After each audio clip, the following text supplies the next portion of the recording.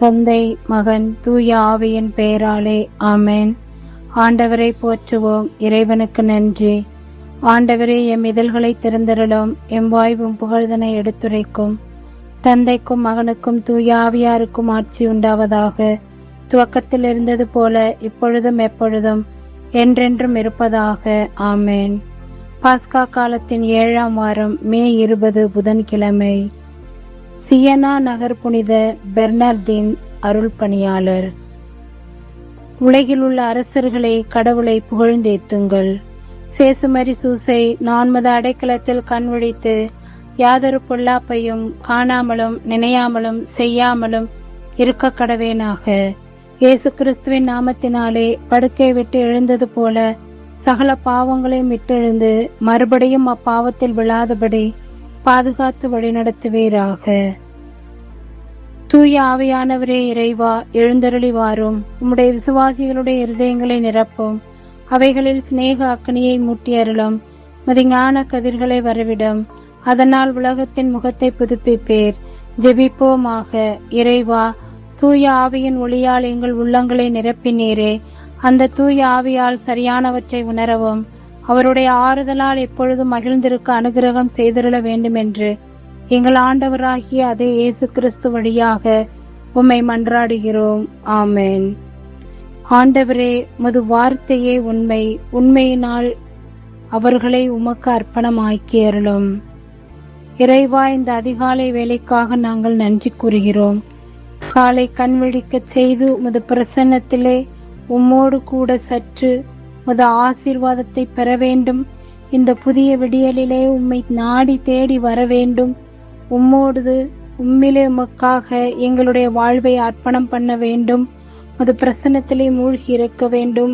விடியற் காலையின் முதல் செயலானது உம்மை நாடி வர வேண்டும் என்கின்ற எண்ணத்தை தந்து புதிய வாழ்நாளை சேர்த்தவரே, புதிய ஆசீரை எங்களுக்கு தந்தவரே, கோடான கோடி நன்றி கூறி எங்களையே அர்ப்பணிக்கின்றோம். கடந்த நாளிலே எங்களை கரங்கோர்த்து வழிநடத்தியமைக்காகவும் இரவிலே நல்லதொரு ஓய்வை கொடுத்து உறக்கத்தை கொடுத்து பாதுகாத்தவரே, கோடான கோடி நன்றி கூறுகிறோம். இந்த அதிகாலை வேளையிலே எங்கள் ஒவ்வொருவரையும் ஆசீர்வதித்திடவும் தொடர்ந்து நீர் செய்ய போகின்ற ஒவ்வொரு செயல்களிலும் எங்களோடு கூட இருந்து எங்களை வழிநடத்தி அருள வேண்டுகிறோம்.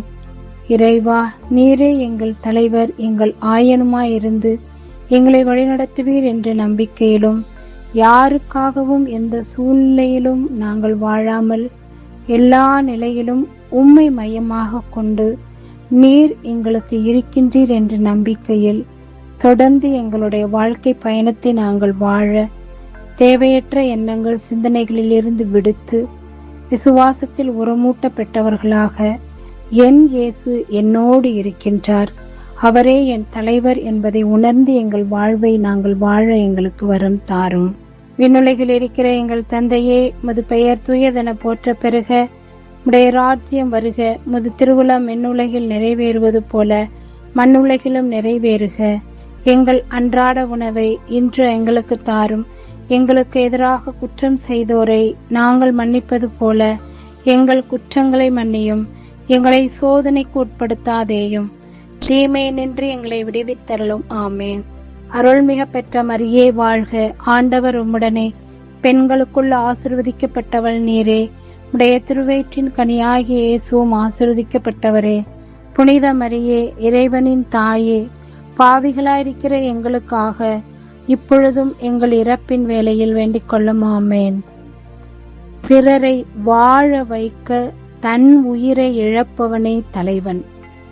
இன்றைய வாசகங்கள் நமக்கு உணர்த்துவதும் அதுவே.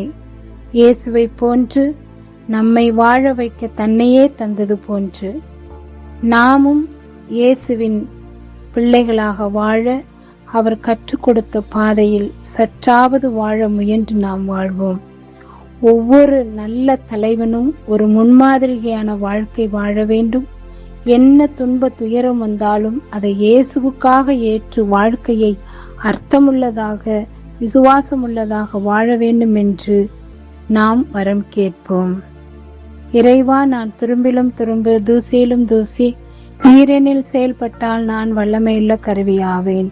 இயேசுவுக்கே புகழ், இயேசுவுக்கே நன்றி, மரியே வாழ்க. இயேசுவின் திருவுடலும் திரு இரத்தமும் எமக்கு ஜெயம், மரியே வாழ்க. அனைவருக்கும் இனிமையான காலை வணக்கம். தந்தை, மகன், தூய ஆவியின் பெயராலே ஆமேன்.